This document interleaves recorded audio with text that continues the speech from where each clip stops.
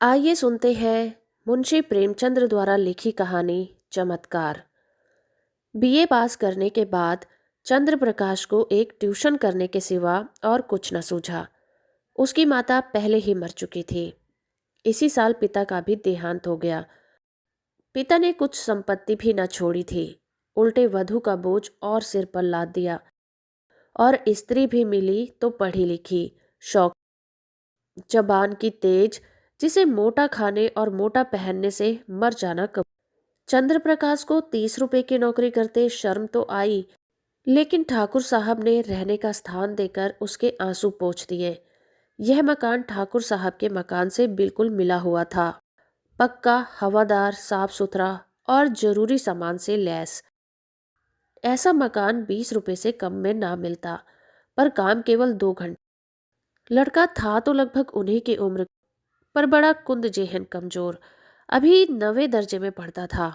सबसे बड़ी बात यह है कि ठाकुर और ठकुराइन दोनों प्रकाश का बहुत आदर करते थे, बल्कि उसे लड़का ही समझते थे। वह नौकर नहीं, घर का आदमी था और घर के हर एक मामले में उसकी सलाह ली जाती थी। ठाकुर साहब अंग्रेजी नहीं जानते थे। उनकी समझ में अंग्रेजी दा लौंडा भी उससे ज्यादा बुद्धिमान, चतुर और तजर्बेकार था। संध्या का समय था।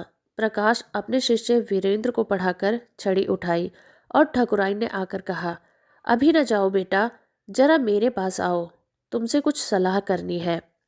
प्रकाश ने मन में सोचा, आज कैसी सलाह है, वीरेंद्र के सामने क्यों नहीं कहा।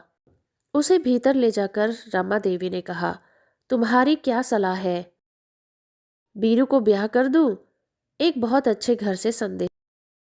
प्रकाश ने मुस्कुराकर कहा, यह तो आप बीरू बाबू से ही पूछिए। नहीं, मैं तुमसे पूछती हूँ। प्रकाश ने असमंजस में पड़कर कहा, मैं इस विषय में क्या सलाह दे सकता हूँ?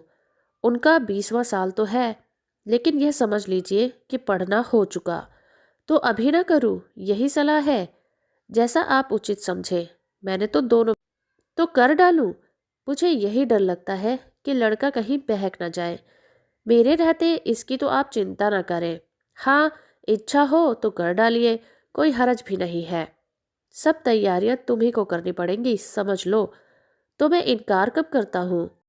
रोटी की खैर मनाने वाले शिक्षित युवकों में एक प्रकार की दुविधा होती है, जो उन्हें अप्रिय सत्य कहने से रोक देती है। प्रकाश में भी यही कमजोरी थी। बात पक्की हो गई और विवाह का सामान होने लगा। ठाकुर साहब उन मनुष्यों में से थे जिन्हें अपने ऊपर विश्वास नहीं होता। उनकी निगाह में प्रकाश की डिग्री उनके 60 साल के अनुभव से कहीं मूल्यवान थी। विवाह का सारा आयोजन प्रकाश के हाथों में था। 10-12 रुपए खर्च करने का अधिकार कुछ कम गौरव की बात ना थी।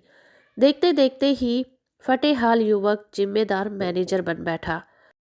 कहीं कपड़े वाला उसे सलाम करने आया है, कहीं मोहल्ले का बनिया घेरे हुए है, कहीं गैस और कहीं शामियाने वाला खुशामद कर रहा है। वह चाहता तो 200-400 रुपए बड़ी आसानी से बना लेता, लेकिन इतना नीच ना था। फिर उनके साथ क्या दगा करता, जिसने सब कुछ उसी पर छोड़ दिया था। पर जिस दिन उसने 5,000 रुपए के जेवर खरीदे, उस दिन उसका मन चंचल हो उठा।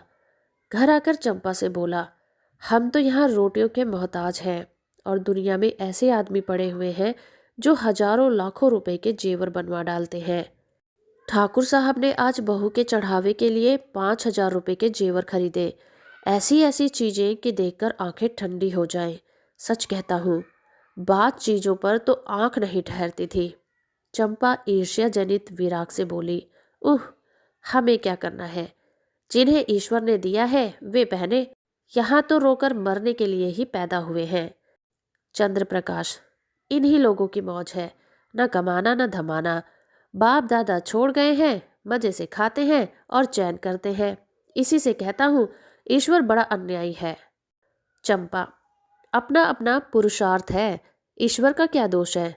तुम्हारे बाप दादा छोड़ गए होते तो तुम भी आज मौज करते। यहाँ तो रोटियां चलाना मुश्किल हो गया है। गहने कपड़े को कौन रोए? और ना इस जिंदगी में कोई ऐसी आशा ही है। कोई गत की साड़ी भी नहीं रही कि भले आदमी के घर जाऊं तो पहन लूं। मैं तो इसी सोच में हूं कि ठकुराइन के यहाँ ब्याह में कैसे जाऊंगी। सोचती हूँ बीमार पड़ जाती तो जान बचती। ये कहते कहते चंपा की आंखें भर आई। प्रकाश ने तसल्ली दी। साड़ी तुम्हारे लिए लाऊं? अब क्या इतना भी न कर सकूंगा? मुसीबत के ये दिन क्या सदा बने रहेंगे? जिंदा रहा तो एक दिन तुम सिर से पांव तक जेवरों से लदी रहोगी। चंपा मुस्कुराकर बोली। चलो, ऐसी मन की मिठाई मैं नहीं खाती। निबाह होता जाए यही बहुत है, गहनों की साध नहीं है। प्रकाश ने चंपा की बातें सुनकर लज्जा और दुख से सिर झुका लिया। चंपा उसे इतना पुरुषार्थहीन समझती है। रात को दोनों भोजन करके लेटे तो प्रकाश ने फिर से गहनों की बात छेड़ी। गहने उनकी आंखों में बसे हुए थे। इस शहर में ऐसे बढ़िया गहने बनते हैं, मुझे इसकी आशा न थी। चंपा ने कहा। कोई और बात करो, गहनों की बात सुनकर ही जलता है दिल। वैसी चीजें तुम पहनो तो रानी मालूम होने लगोगी। अच्छा, क्या गहनों से सुंदरता बढ़ जाती है? तो ऐसी बहुत सी औरतें देखी हैं जो गहने पहनकर भी भद्दी दिखती हैं। ठाकुर साहब भी मतलब के यार है। यह ना हुआ कि कहते इनमें से एक चीज चंपा के लिए भी लेते जाओ। तुम भी कैसे बच्चों की सी बातें करते हो? इसमें बचपने की क्या बात है?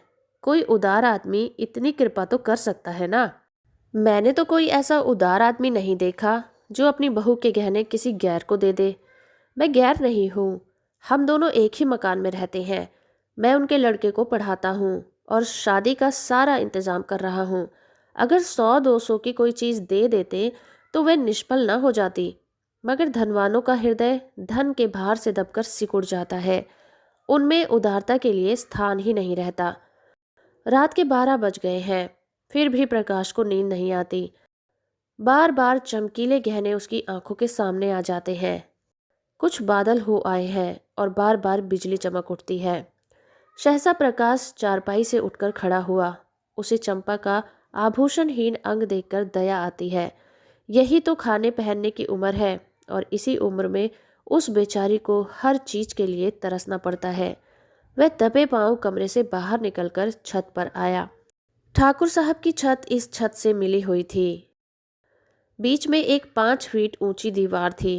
वह दीवार पर चढ़कर ठाकुर साहब की छत पर आहिस्ता से उतर गया। घर में बिल्कुल सन्नाटा था। उसने सोचा पहले जीने से उतरकर ठाकुर साहब के कमरे में चलूं। अगर वह जाग जाए तो जोर से हंसूंगा और कहूंगा कैसा चकरा दिया, या कह दूंगा मेरे घर की छत से कोई आदमी आता दिखाई दिया था, इसलिए मैं भी उसके पीछे पीछे यहाँ चला आया कि देखूं वो क्या करता है। अगर संदूक की कुंजी मिल गई तो फिर फतेह है, किसी को मुझ पर संदेह भी ना होगा। सब लोग नौकरों पर संदेह करेंगे। मैं भी कहूँगा साहब नौकरों की हरकत है, इन्हें छोड़कर और कौन ले जा सकता है। और मैं बेदाग बच जाऊंगा। शादी के बाद कोई दूसरा घर लूंगा, फिर धीरे धीरे एक एक चीज चंपा को दूंगा जिसमें कोई संदेह ना हो। फिर भी जब वो जीने से उतरने लगा तो उसकी छाती धड़क रही थी। धूप निकल आई थी। प्रकाश अभी सो रहा था कि चंपा ने उसे जगाकर कहा, बड़ा गजब हो गया है, रात को ठाकुर साहब के घर में चोरी हो गई। चोर गहने की संदूकची उठा ले गया। प्रकाश ने पड़े पड़े पूछा, किसी ने पकड़ा नहीं चोर? किसी को खबर भी हो वह संदूकची ले गया जिसमें ब्याह के गहने रखे थे। न जाने कैसे कुंजी उड़ा ली और न जाने कैसे उसे मालूम हुआ कि इस संदूक में संदूकची रखी है। नौकरों की कार्रवाई होगी, बाहरी चोर का ये काम नहीं है। नौकर तो उनके तीनों पुराने हैं, नियत बदलते क्या देर लगती है। आज मौका देखा तो उठा ले गए। तुम जाकर जरा उन लोगों को तसल्ली तो दे दो। ठकुराइन बेचारी रो रही थी, तुम्हारा नाम ले लेकर कहती थी कि बेचारा महीनों इन गहने के लिए दौड़ा, एक एक चीज अपने सामने जड़वाई और चोर दाढ़ीजरों ने सारी मेहनत पर पानी फेर दिया। प्रकाश चटपट उठ बैठा और घबराता हुआ सा जाकर ठकुराइन से बोला, यह तो बड़ा अनर्थ हो गया माता जी, मुझसे तो अभी अभी चंपा ने कहा। ठाकुर साहब सिर पर हाथ रखे हुए बैठे थे। बोले, कहीं सेंध नहीं, कोई ताला नहीं टूटा, किसी दरवाजे की चूल नहीं उतरी, समझ में नहीं आता चोर आया किधर से। ठकुराइन ने रोकर कहा, मैं तो लुट गई भैया, ब्याह सिर पर खड़ा है, कैसे क्या होगा। तुमने दौड़ धूप की थी, तब कहीं जाके चीजें आई थी। न जाने किस मनहूस साहब में लगन आई थी। प्रकाश ने ठाकुर साहब के कान में कहा, मुझे तो किसी नौकर की शरारत मालूम होती है। ठकुराइन ने विरोध किया, अरे नहीं भैया, नौकरों में ऐसा कोई नहीं है। 10-10 हजार रुपए यूं ही ऊपर रखे रहते थे, कभी एक पाई भी नहीं उठाई। ठाकुर साहब ने नाक सिकोड़कर कहा, तुम क्या जानो, आदमी का मन कितना जल्दी बदल जाता है। जिसने अब तक चोरी नहीं की वे कभी चोरी ना करेगा, यह कोई नहीं कह सकता।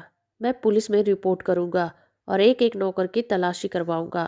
कहीं कहीं माल उड़ा दिया होगा। जब पुलिस के जूते पड़ेंगे तो आप ही कबूल लेंगे।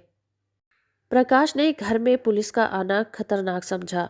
कहीं उन्हीं के घर में तलाशी ले तो अनर्थ ही हो जाएगा। बोले, पुलिस में रिपोर्ट करना और तहकीकात करवाना व्यर्थ है। पुलिस माल तो न बरामद कर सकेगी। हाँ, नौकरों को मार पीट भले ही लेगी। कुछ नज़र भी उसे चाहिए, नहीं तो कोई दूसरा ही स्वांग खड़ा कर देगी। मेरी तो सलाह है कि एक एक नौकर को एकांत में बुलाकर पूछा जाए। ठाकुर साहब ने मुंह बनाकर कहा, तुम भी क्या बच्चों की सी बात करते हो प्रकाश बाबू। भला चोरी करने वाला अपने आप कबूलेगा? तुम मारपीट भी तो नहीं करते। हाँ, पुलिस में रिपोर्ट करना मुझे भी फिजूल मालूम होता है। माल बरामद होने से रहा, उल्टे महीनों की परेशानी हो जाएगी। प्रकाश, लेकिन कुछ ना कुछ तो करना ही पड़ेगा। ठाकुर, कोई लाभ नहीं। हाँ, अगर कोई खुफिया पुलिस हो तो चुपके चुपके पता लगावे तो अलबत्ता माल निकल आवे। लेकिन यहाँ ऐसी पुलिस कहाँ। तकदीर ठोकर बैठ रहो और क्या। प्रकाश, आप बैठ रहिए, लेकिन मैं बैठने वाला नहीं हूँ। मैं इन्हीं नौकरों के सामने चोर का नाम उगलवाऊंगा। ठकुराइन, नौकरों पर मुझे विश्वास है। किसी का नाम निकल भी आए तो मुझे संदेह ही रहेगा। किसी बाहर के आदमी का काम है, चाहे जिधर से आया हो। पर चोर आया बाहर से ही है, तुम्हारे कोठे से भी तो आ सकता है। ठाकुर, हाँ, जरा अपने कोठे पर तो देखो, शायद कुछ निशान मिले। कल दरवाजा तो खुला नहीं रह गया। प्रकाश का दिल धड़कने लगा। बोला, मैं तो 10 बजे द्वार बंद कर लेता हूँ।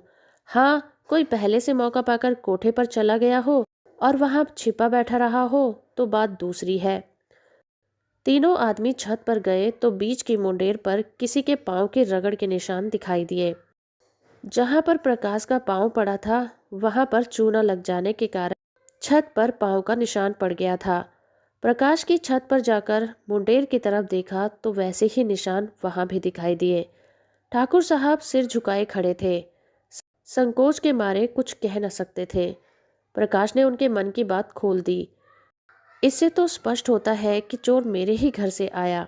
अब तो कोई संदेह ही नहीं रहा। ठाकुर साहब ने कहा, हाँ, मैं तो यही समझता हूँ। लेकिन इतना पता लग जाने से ही क्या हुआ।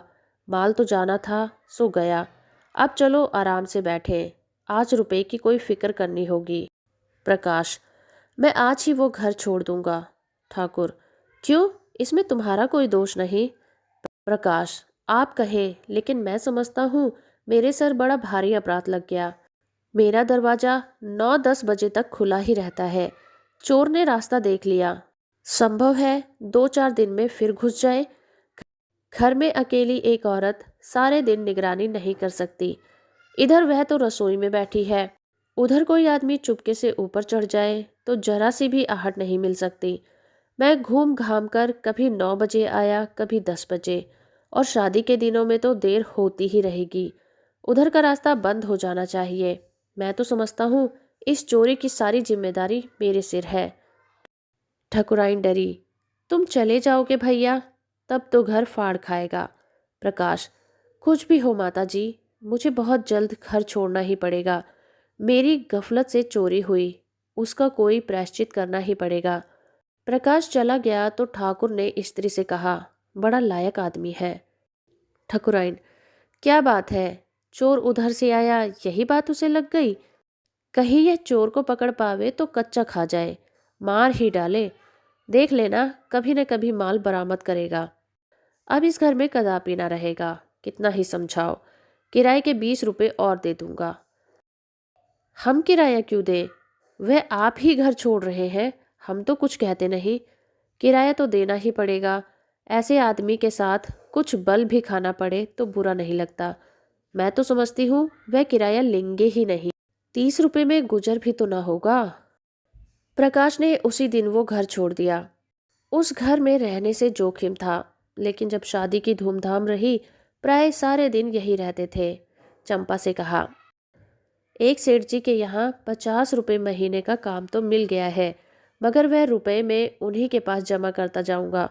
यह आमदनी केवल जेवरों में खर्च होगी, उनमें से एक पाई भी घर के खर्च में ना आने दूंगा। चंपा फड़क उठी। पति प्रेम का यह परिचय पाकर उसने अपने भाग्य को सराहा। देवताओं में उनकी श्रद्धा और बढ़ गई।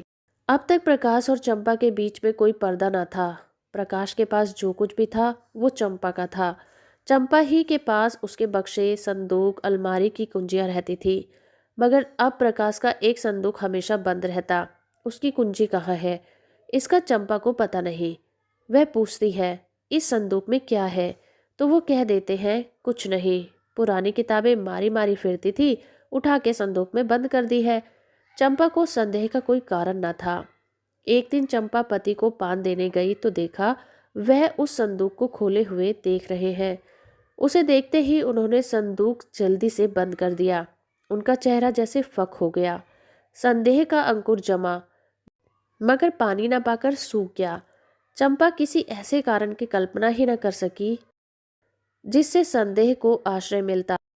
लेकिन 5,000 की संपत्ति को इस तरह छोड़ देना कि उसका ध्यान ही न आवे, प्रकाश के लिए असंभव था। वे कहीं बाहर से आता तो एक बार संदूक को अवश्य खोलता। एक दिन पड़ोस में चोरी हो गई। उस दिन से प्रकाश अपने कमरे में ही सोने लगा। आषाढ़ के दिन थे। उमस के मारे दम घुटता था। ऊपर एक साफ सुथरा बरामदा था जो बरसात में सोने के लिए ही शायद बनाया गया था। चंपा ने कई बार ऊपर सोने के लिए कहा, पर प्रकाश ने ना माना। चंपा ने कहा, चोरी ऐसों के यहाँ नहीं होती। चोर घर में कुछ देखकर ही जान खतरे में डालता है। यहाँ क्या रखा है? प्रकाश ने क्रुद्ध होकर कहा, कुछ नहीं है, बर्तन भांडे तो हैं, गरीब के लिए अपनी हांडी ही बहुत है। एक दिन चंपा ने कमरे में झाड़ू लगाई तो संदूक को खिसकाकर दूसरी तरफ रख दिया। प्रकाश ने संदूक का स्थान बदला हुआ पाया तो संशक होकर बोला, संदूक तुमने हटाया है? यह पूछने की कोई बात ना थी। झाड़ू लगाते वक्त प्राय चीजें इधर उधर खिसक जाती हैं। बोली, मैं क्यों हटाने लगी? फिर किसने हटाया? मैं नहीं जानती। घर में तुम रहती हो, कौन जानेगा? अच्छा, अगर मैंने ही हटा दिया तो इसमें पूछने की क्या बात है? कुछ नहीं, यूं ही पूछता था। मगर जब तक संदूक खोलकर सब चीजें ना देख ले, प्रकाश को चैन कहाँ। चंपा जो ही भोजन पकाने लगी, उसने संदूक खोला और आभूषण को देखने लगा। आज चंपा ने पकौड़ियाँ बनाई थी। पकौड़ियाँ गरम गरम ही मजा देती हैं। प्रकाश को पकौड़ियाँ पसंद भी थी। प्रकाश ने उसको देखते ही संदूक धमाके से बंद कर दिया और ताला लगाकर उसे बहलाने के इरादे से बोला, तस्तरी में क्या लाई? अच्छा, पकौड़ियाँ हैं। आज चंपा को संदेह हो गया। संदूक में आखिर है क्या, यह देखने की उत्सुकता उसे होने लगी। प्रकाश उसकी कुंजी कहीं छिपा कर रखता था। चंपा किसी तरह वो कुंजी उड़ा लेने की चाल सोचने लगी। एक दिन बिसाती कुंजियों का एक गुच्छा बेचने आ निकला। चंपा ने उस ताले की कुंजी ले ली और संदूक खोल डाली। अरे, ये तो आभूषण है। उसने एक एक आभूषण को निकाल कर देखा। ये गहने कहाँ से आए? मुझसे कभी इनकी चर्चा नहीं की। सहसा उसके मन में भाव उठा, कहीं ये ठाकुर साहब के गहने तो नहीं है। चीजें वही थी जिनका वे बखान करते रहते थे। उसे अब कोई संदेह न रहा, लेकिन इतना घोर पतन, लज्जा और खेद से उसका सिर झुक गया। उसने तुरंत संदूक बंद कर दिया और चारपाई पर लेटकर सोचने लगी, इनकी इतनी हिम्मत कैसे पड़ी? यह दुर्भावना इनके मन में आई कहाँ से? मैंने तो कभी आभूषणों के लिए आग्रह नहीं किया। अगर आग्रह भी करती तो क्या ये आशय होता कि वो चोरी करके लावे? चोरी आभूषणों के लिए? इनका मन क्यों इतना दुर्बल हो गया? उसकी जी में आया इन गहनों को उठा ले और ठकुराइन के चरणों में डाल दे। उनसे कहे, यह मत पूछिए ये गहने मेरे पास कहाँ से आए। आपकी चीज आपके पास आ गई है, इसी से संतोष कर लीजिए। लेकिन परिणाम कितना भयंकर होगा। उस दिन से चंपा कुछ उदास रहने लगी। प्रकाश से उसे वह प्रेम न रहा, ना वह सम्मान भाव। बात बात पर तकरार होती। अभाव में जो परस्पर सद्भाव था वह गायब हो गया था। तब एक दूसरे से दिल की बात कहता था, भविष्य के मंसूबे बांधे जाते थे, आपस में सहानुभूति थी। अब दोनों ही दिलगीर रहते। कई कई दिनों तक आपस में बात ही ना होती। कई महीने गुजर गए। शहर में एक बैंक के असिस्टेंट मैनेजर की जगह खाली हुई। प्रकाश ने अर्थशास्त्र पढ़ा था, लेकिन शर्त यह थी कि नगद 10,000 की जमानत दाखिल की जाए। इतनी बड़ी रकम कहाँ से आएगी? प्रकाश तड़प तड़प कर रह जाता था। एक दिन ठाकुर साहब से इस विषय में बात चल पड़ी। ठाकुर साहब ने कहा, तुम क्यों नहीं दरख्वास्त भेजते? प्रकाश ने सिर झुकाकर कहा, 10,000 की नगद जमानत मांगते हैं, मेरे पास रुपए कहाँ रखे हैं? अजी तुम दरख्वास्त तो दो, अगर सारी बातें तय हो जाएं तो जमानत भी दे दी जाएगी, इसकी चिंता ना करो। प्रकाश ने स्तंभित होकर कहा, आप जमानत दे देंगे? हाँ हाँ, यह कौन सी बड़ी बात है। प्रकाश घर चला तो बहुत रंजीदा था। उसको ये जगह अब अवश्य मिलेगी, लेकिन फिर भी वो प्रसन्न नहीं है। ठाकुर साहब की सरलता, उनका उस पर इतना अटल विश्वास उसे आहत कर रहा है। उनकी शराफत उसके कमीनेपन को कुचले डालती है। उसने घर आकर चंपा को यह खुशखबरी सुनाई। चंपा ने सुनकर मुंह फेर लिया। एक क्षण के बाद बोली, ठाकुर साहब से तुमने क्यों जमानत दिलवाई? प्रकाश ने चिढ़कर कहा, फिर और किससे दिलवाता? यही ना होता कि जगह ना मिलती, रोटियां तो मिल ही जाती। रुपए पैसे की बात है, कहीं भूल चूक हो जाए तो तुम्हारे साथ उनके रुपए भी जाएं। यह तुम कैसे समझती हो कि भूल चूक होगी? क्या मैं अनाड़ी हूं? चंपा ने विरक्त मन से कहा। आदमी की नीयत भी तो हमेशा एक सी नहीं रहती। प्रकाश ठक से रह गया। उसने चंपा को चुभती हुई आंखों से देखा, पर चंपा ने मुंह फेर लिया था। वह उसके भावों के विषय में कुछ निश्चय न कर सका। लेकिन ऐसी खुशखबरी सुनकर भी चंपा का उदासीन रहना उसे विकल करने। उसके मन में प्रश्न उठा, इस वाक्य में कहीं आक्षेप तो नहीं छुपा हुआ है? चंपा ने संदूक खोलकर देख तो नहीं लिया? इस प्रश्न का उत्तर पाने के लिए इस समय वो अपनी एक आंख भी भेंट कर सकता था। भोजन करते समय प्रकाश ने चंपा से पूछा, तुमने क्या सोचकर कहा था कि आदमी की नीयत तो हमेशा एक सी नहीं रहती, जैसे यह उसके जीवन या मृत्यु का प्रश्न हो? चंपा ने संकट में पड़कर कहा, कुछ नहीं, मैंने दुनिया की बात कही थी। तो प्रकाश को संतोष हुआ। क्या जितने आदमी बैंक में नौकर हैं उनकी नीयत बदलती रहती है? वो बोला। चंपा ने गला छुड़ाना चाहा, तुम जबान पकड़ते हो। ठाकुर साहब के यहाँ इस शादी में तुम अपनी नीयत ठीक नहीं रख सके। 100-200 रुपए की चीजें घर रख ही ली।